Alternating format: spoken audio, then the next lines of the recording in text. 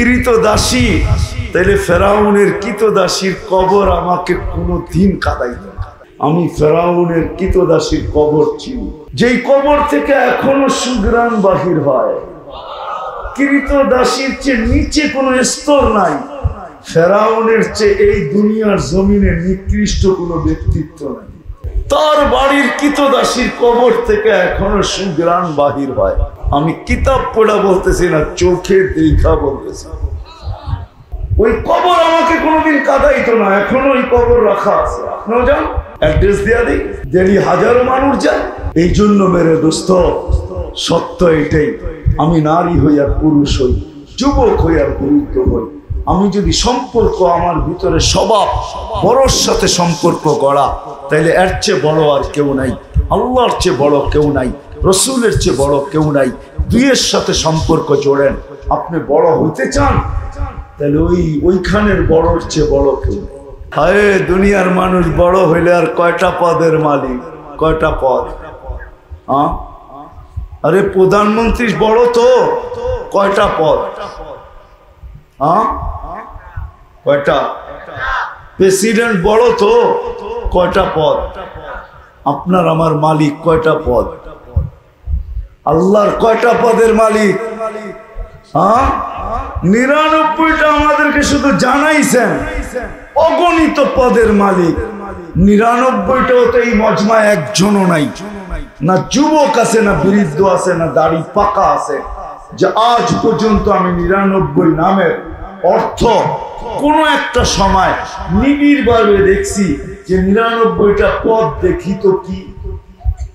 কে হাত তুলতে পারবে যে আমি 99টা নামের অর্থ দেখছি এই পর্যন্ত? হয়তো এক আধজনের সব মাদ্রাসার হুজুররা নামান। কে দেখছি আমরা? দেখি তো না। আল্লাহ তো 99টা পদের মালিক, একটা পদের মালিক তো না। আল্লাহ তো শুধু আল্লাহ না, জাতি নাম আল্লাহ। আল্লাহ তো পরিচয় দিছে আল্লাহকে, হুয়াল্লাহুল্লাযী লা ইলাহা ইল্লা হু। আল্লাহ পরিচয় দিতেছে আল্লাহকে চিনিস?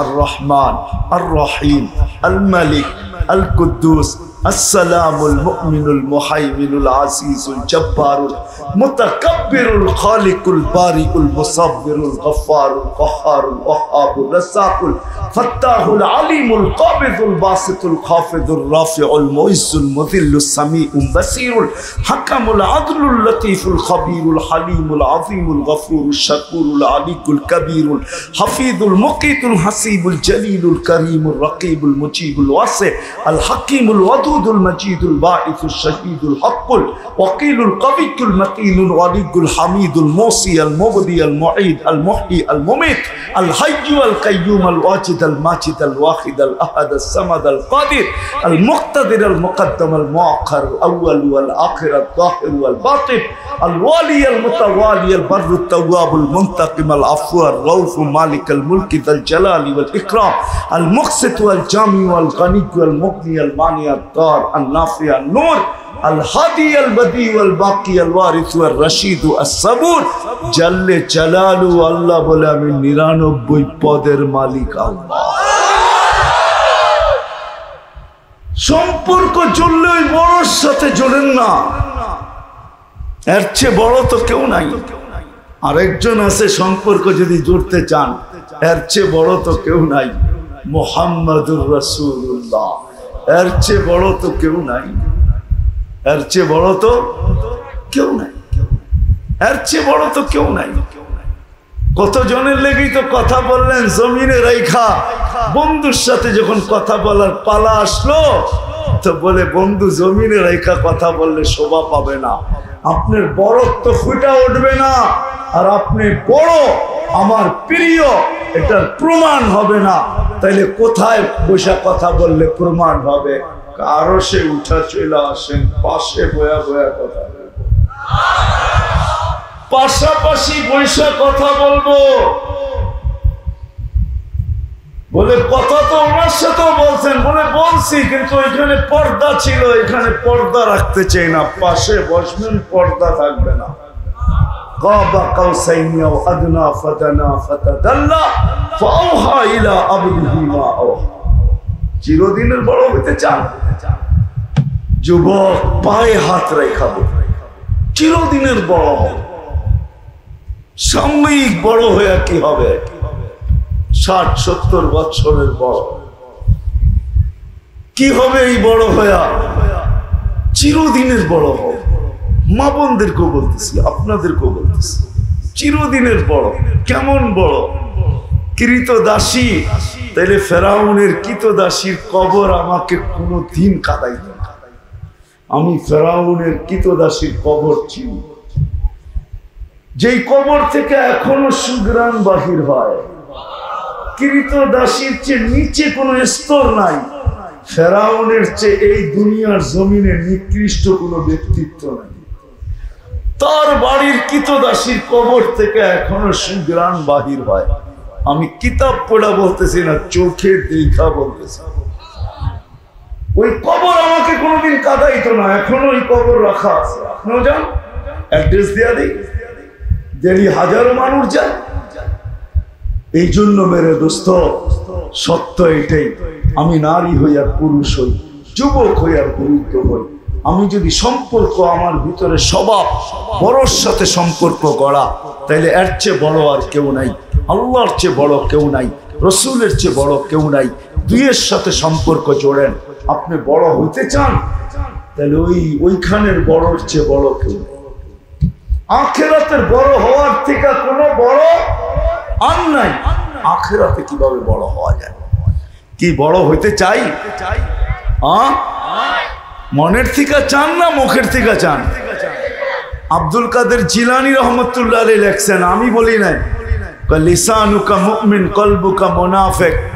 তুমি এরকম যেন না হও তোমার মন জবানটা মুসলমান দিলটা মুনাফিক, এরকম যেন না হয়। মনের থেকে চাই না মুখের থেকে চাই?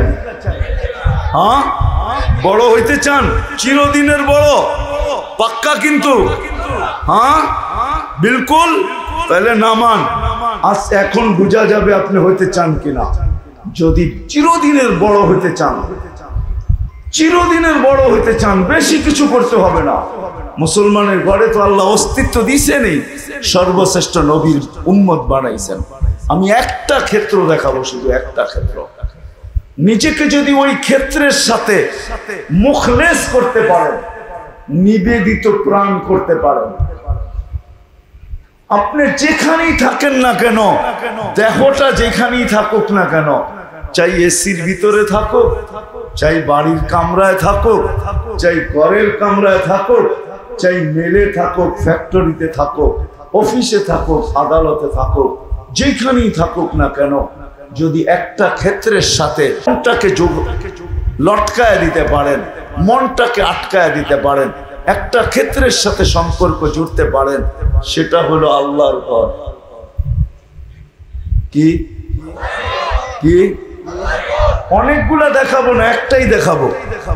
আল্লাহর ঘরের সাথে যদি আপনি আপনাকে সংযুক্ত করতে পারেন, যে আমি যেখানেই থাকি, দেহটা যেখানেই থাকুক থাকুক, তাতে কিছু আসে যায় না, কিন্তু আমার মনটা মসজিদের সাথে লটকানো থাকবে, আমার মনটা সদা সর্বদা মসজিদে থাকবে, আমার দেহটা যেখানে বলে সেখানে থাক, এতে কিছু আসে যায় না, আমার মনটা মসজিদের ভিতরে সদা সর্বদা থাকবে।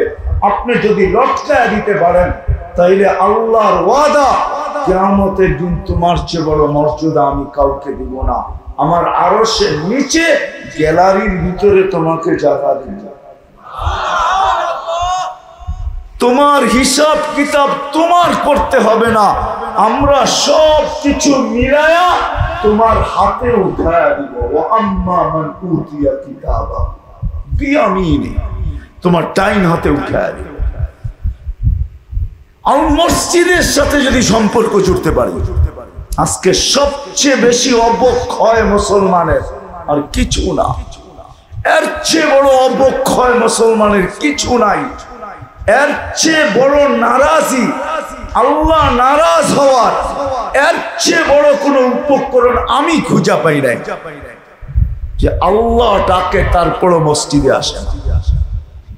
শুধু শুধু শুকর বলে নাই, আব্দুল কাদের জিলানী শুধু শুধু লেখেন নাই, শুকর বলে আল্লাহ যে 5 বার ডাকা সত্ত্বেও মসজিদে না আসে, ও আমার কাছে আমার চেয়ে নিকৃষ্ট। আমি লিখি নাই, আব্দুল কাদের জিলানী রহমতুল্লাহ আলাইহি লেখছেন, ও আমার কাছে আমার চেয়ে নিকৃষ্ট। সৃষ্টির ভিতরে তুমি আমাকে সবচেয়ে নিকৃষ্ট তৈরি করছো, যে 5 বার ডাকার পরে মসজিদে আসে না, ও আমার কাছে আমার চেয়ে নিকৃষ্ট। কয়বার ডাকে আল্লাহ? হ্যাঁ, কয়বার? কয়জন মসজিদে আসে?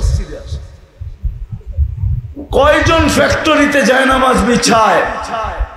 কোন ফ্যাক্টরিতে নিয়ম আছে?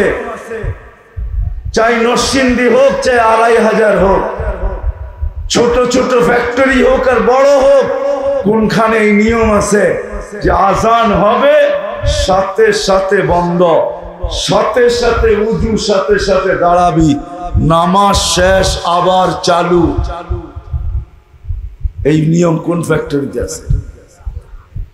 সব মালিকই তো বলে নামাজ পড়তে যাবি, আমার কাজের ক্ষতি হবে, প্রোডাকশন কম হবে। আল্লাহ বলে প্রোডাকশন কম, এইখান দিয়া তুমি বাড়ায় নিবা, আর একখান দিয়া কমায় নিয়ে আনিবা। নেয় না, নেয় না?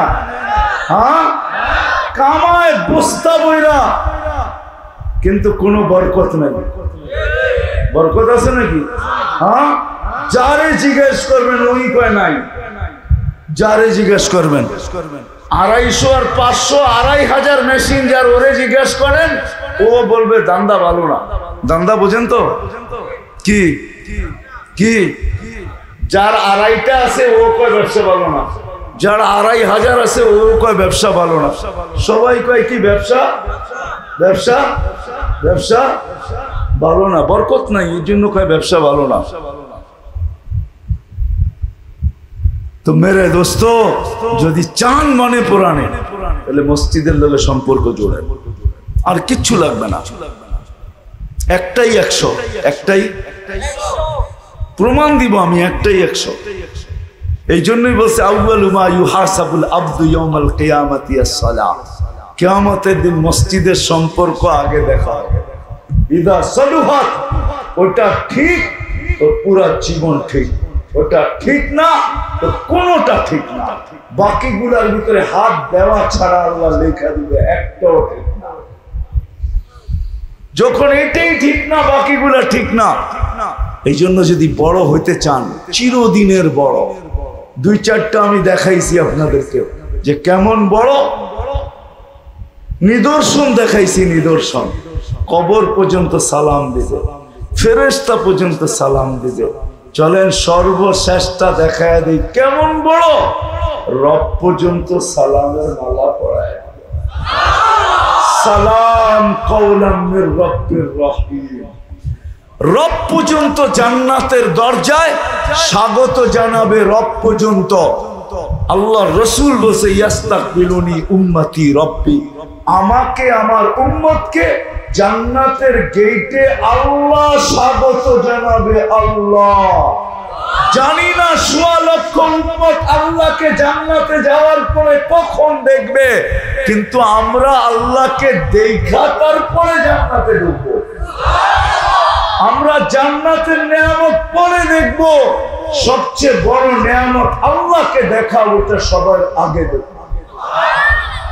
যদি আমি মসজিদের সাথে সম্পর্ক করতে পারি, কে বুকে হাত দিয়া বলতে পারে যে আজকের থেকে আমার সাথে মসজিদের সাথে, আজকের থেকে আমার সাথে জায়নামাজের সাথে, আজকের থেকে আমার সাথে নামাজের সাথে আর কোনোদিন বিচ্ছেদ করবে না? কে রাজি? পাক্কা বুঝা নিয়েন, কিন্তু বাকি সব কিন্তু ধোকাই, ধোকার শিকার হয়ে লাভ নাই। আপনি যদি না বোঝেন তাহলে আমি ভাববো আপনার বিবেক আপনাকে ধোকা দিতেছে। আপনি যদি না বোঝেন তাহলে আমি বুঝবো আপনার বুঝ আপনাকে ধোকা দিতেছে। আপনি যদি না বোঝেন তো আমি বলবো আপনার বুদ্ধি আপনাকে ধোকা দিতেছেন। আপনি যদি না বোঝেন তো আমি বলবো আপনার বিদ্যা আপনাকে ধোকা দিতেছে। আপনি যদি তারপরও না বোঝেন তাহলে আমি বলবো আপনার পরিবেশ আপনাকে ধোকা দিতেছে। তারপরও যদি না বোঝেন তাহলে বুঝবো আপনার শিক্ষা দীক্ষা আপনাকে ধোকা দিতেছে। আর সত্য এটাই, মরতে দেরি, খবর নিতে কেউ খবর নিবে না। মরতে দেরি, আমাকে আপনাকে বলতে কেউ দেরি করবে না। সারা বৎসরে একবারও খবর নেবে না। এইখানে প্রমাণ দেওয়া যায়, যাদের মা বাবা মারা গেছে এরা একজনও আমাকে বলতে পারবে না যে হুজুর আমি নামাজ পড়ি আর না পড়ি, ডেলি বাবার জন্য 2 রাকাত নফল পড়ি, এরকম একজনও এখানে নেই। আছে? আছে? একজনও নাই। আপনাকে যৌবন কে দিয়া গেছে? কার কারণে আপনি অস্তিত্ব পাইলেন? কার কারণে যৌবন পাইলেন? কার বাড়িতে আজকে আপনি বাড়িওয়ালা? কার জমিতে আজকে আপনি জমিদার? কার ফ্যাক্টরিতে আপনি আজকে শিল্পপতি? কার ফ্যাক্টরি? বাবা করে রেখে গেছে আপনি শিল্পপতি, বাবার বাড়িতে আপনি বাড়িওয়ালা, বাবার জমিনে আজকে আপনি জমিদার। ওই বাপের জন্য তো ডেলি 2 রাকাত নফল পড়েন না। কি পড়ি কেউ? হ্যাঁ, বুঝা গেল। বাপকেই যখন ভুলে গেছি, এত কাছের সম্পর্ক যখন ভুলে গেছি, তো আমাকেও ভুলা যাবে। বিদায় আসেন, আজকের থেকে নামাজ ছাড়বো না। মসজিদের সাথে সম্পর্ক আজকের থেকে জড়বো। আজান হইতে দেরি, ছুটে আসতে দেরি করবো না। যুবক, তুমি জানো না সেজদার দাম কত? তুমি জানো না সেজদায় গেলে আল্লাহ বলে কি? কাদেরকে ডাকে, কাদের সামনে বলে, কাদেরকে সম্বোধন করে? সর্বশেষ এই কথা বলে, ইন্নী উবাহি বিল মালাইকা ইত্তিহাফাতুস সুন্নিয়া ফি আহাদিসিল কুদসিয়া। এই কিতাবে লেখা আছে, হাদিসে কুদসি, আল্লাহ ফেরেশতাদেরকে সম্বোধন করে বলে, এই যুবক তোদের চেয়ে বেশি দামি আমার কাছে। আমি এই যুবককে নিয়ে গৌরব করি তোমাদের উপরে। কোথায় ফেরেশতা, কোথায় তুমি? এই জন্য নামাজ ছাড়বো, মসজিদের সম্পর্ক ছাড়বো না। আমার বিশ্বাস, রব্বে কাবার কসম, এই উম্মত যদি কিছু না করত, কোনো ইবাদতই না করত, শুধু 5 ওয়াক্ত নামাজই যদি পড়তো, আমার মনে হয় সবকিছু ঠিক ছিল। আজকে নারাজ হয়ে গেছে আল্লাহ আমাদের উপরে। আপনি বলেন, প্রধানমন্ত্রী যদি কাউকে 5 বেলা ডাকলো, 5 বেলা না, ডেলি একবার ডাকলো, আর সে যদি না আসলো, তাহলে বাংলাদেশের লয়ে তার জন্য কি কানুন, কি সিদ্ধান্ত, কি? আরে বলেন না। শুধু জেল, শুধু জরিমানা, শুধু বেড়ি, শুধু হাতকড়ি, কি? বহুত উৎসাহিত মানুষ হবে, বলবে ওরে নিয়ে আয়, ওরে পাড়াইতে পাড়াইতে মাটির নিচে ওরে মিশায় দিব। আমার রাগ হয় না, রব্বে কাবার কসম, রব্বে কায়নাত তোমাকে 5 বেলা ডাকে, 5 বেলা। তুমি সারা দাও না, তারপরও তোমাকে ডেলি 550 লিটার অক্সিজেন দেয়। তারপরও তোমাকে 1,60,000 বার শ্বাস প্রশ্বাস নিতে দেয়। প্রতিদিন জমিন বলে ধ্বংস করে দেই, সমুদ্র বলে ধ্বংস করে দেই, ফেরেশতা বলে ধ্বংস করে দেই। আল্লাহ বলে, ইন কানা আবদুকুম ফাশানুকুম বি, বান্দা তোমাদের হইলে যা মনে চায় করতে পারো, যদি বান্দা আমার হয় তো আমি অপেক্ষায় আছি। ইন আতানি লাইলান কাবিলতু, দিনে ফিরে আসলে আমি বুকে জড়ায় নিব, রাত্রে ফিরে আসলে আমি বুকে জড়ায় নিব। ওমান আযমু মিন্নি জুহদান ওয়া কারামা, আমার চেয়ে বড় দাতা কে আছে? সারা দিন হাত প্রসারিত করে বসে থাকে যে নাফরমান আমার হাতে হাত দিয়ে তওবা করে কিনা। রাত্রের 1টা সময় পর্যন্ত হাত প্রসারিত করে বসে থাকে। 3 ভাগের 1 ভাগ অতিবাহিত হওয়ার পরে যখন দেখে আর কেউ আসে না, তো নিজে প্রথম আকাশে আইসা বলে, হালমি মুস্তাগফির ফাগফির আলা, কে আসিস মাপ চাবি? আমি চলে আসছি মাপ করার জন্য, মাপ চানা। শুধু যদি নামাজ পড়তো। আরে মেরে দোস্ত, বাইচা গেছেন খালি দোয়ার কারণে, দোয়ার কারণে, মুহাম্মদুর রাসূলুল্লাহর কারণে বাইচা গেছে। আল্লাহর রাসূল বলছে আমার উম্মতকে সমূলে ধ্বংস করেন না। আল্লাহ ওয়াদা করছে বন্ধু আপনার উম্মতকে সমূলে ধ্বংস করব না। আর করব তো কি করে? আপনি যতক্ষণ এদের ভিতরে থাকবেন। আমাদের নবীজি এখনো রওজায়ে আতহারে জিন্দা আছে, জিন্দা হায়াতুন নবী আমাদের মাঝে আছে। এই জন্য এই উম্মতকে সমূলে ধ্বংস করবেন না, নাইলে বহুত আগে ধ্বংস করে দেওয়া উচিত ছিল। যেই সমাজে মা বাবার জান সন্তানের হাতে নিরাপদ না, ভাই ভাইয়ের হাতে নিরাপদ না, আমার সমাজ কোথায় গেছে আপনি জানেন? শুধু তো একটু গরম দিছে, আর কিছু দেয় না, আরো কিছুর অপেক্ষা করেন। এই জন্য পায়ে হাত রেখা বলি আজকের থেকে ওয়াদা করেন মসজিদের সাথে সম্পর্ক জুড়ব, নামাজের সাথে জুড়ব, আর কোনোদিন পিছপাও হব না ইনশাআল্লাহ। ওয়াদা সত্য তো? কি আল্লাহকে বলতে পারি আয় আল্লাহ আপনি দেখেন কিন্তু সামিয়ানা নাই, কোন সামিয়ানা নাই। নামান মেরে দোস্ত আল্লাহর ঘরের সাথে সম্পর্ক, 5 ওয়াক্ত নামাজে আসি, কিন্তু আমার বলতে লজ্জা লাগতেছে। এই জন্যই লজ্জা লাগতেছে যে আমি বুঝাইতে পারি না, এই জন্যই আমাকে বলতে হবে। নাহলে যদি বুঝাইতে পারতাম তাহলে আমার ঘর অট্টালিকা হবে আর আল্লাহর ঘর টিনের হবে। এটা হয় কি করে? যে আল্লাহ আমাকে অট্টালিকা বানানোর তৌফিক দিল, কে দিছে? মাল কে দিছে আপনাকে? ফ্যাক্টরি মালিক কে বানাইছে আপনাকে? কে বানাইছে? কোরআন তো বলে আগনা আমি তোকে মালদার বানাইছি, ওয়াফকার ফকির আমিই বানাইছি। কবির কথাই তো সত্য, নদীর এপার ভাঙ্গে ওপার করে, এই তো নদীর খেলা। সকাল বেলার ধনীরে তুই ফকির সন্ধ্যা বেলা, সন্ধ্যা বেলার ধনীরে তুই ফকির সন্ধ্যা সকাল বেলা। সত্য তো এটাই। কে দিল? কে কে দিছে? আপনার ঘর অট্টালিকার, আল্লাহর ঘর টিনের। আপনার কামরায় কামরায় এসি, আল্লাহর ঘরে পাংখাও নাই। আপনার ঘরে টাইলস আর লাল গালিচা, আর আল্লাহর ঘরে চাটাইও নাই। আল্লাহ যদি এতটুকুই জিজ্ঞাসা করে ধনীদেরকে, সমর্থবানদেরকে, যারা 1 টাকা দিতে পারে, ওদেরকে যদি আল্লাহ জিজ্ঞাসা করে তুই তো আমার ঘরে 1 টাকা দিতে পারতি, কিয়ামতের দিন বলতে পারতি, যখন সাক্ষাৎ হইতো বলতে পারতি যে আপনার ঘরে 1 টাকা দিছিলাম, আপনি কি দিবেন দেন না। আমি যেরকম সারা বাংলাদেশে বইলা বেড়াই, আজ পর্যন্ত খুব যুবক পাওয়া শুরু করছি, কিছু পাইতেছি এখন বিভিন্ন জায়গায়, বলতে বলতে এখন পাইতেছি, স্কুলও পাইতেছি, কলেজও পাইতেছি, ইউনিভার্সিটিতেও পাইতেছি, শ্রমিক পেশাও পাইতেছি।